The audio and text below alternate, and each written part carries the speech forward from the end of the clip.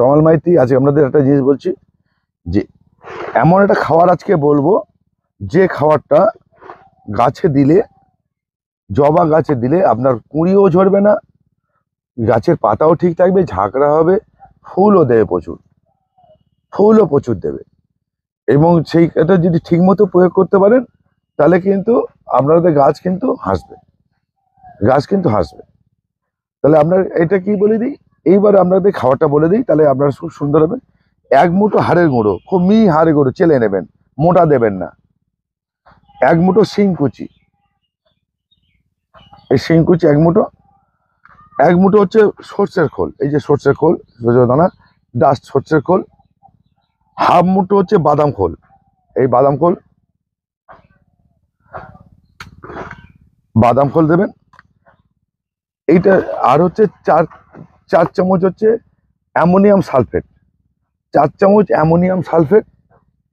2 চামচ হচ্ছে humic acid, 4 চামচ হচ্ছে মানে ম্যাক্সাল্প, 6 চামচ হচ্ছে সাগরিকার হচ্ছে সিউইড, আর 2 থেকে 3 চামচ হচ্ছে পটাশ, লাল পটাশ। এইটাকে দিয়ে একটা মিশ্রণ তৈরি করবেন, এরকম মিশ্রণ তৈরি করবেন। তাহলে কি দিয়েছি আপনাকে, 11টা আইটেম দিলাম, বললাম দেখুন। হাড়ের গুঁড়ো, শিংকুচি, নিমখোল, হ্যাঁ নিমখোল আপনারা 2 চামচ দেবেন, নিমখোল 2 চামচ দেবেন, নিমখোল, বাদাম খোল, সর্ষের খোল। রাসায়নিক সারের মধ্যে যাবে অ্যামোনিয়াম সালফেট,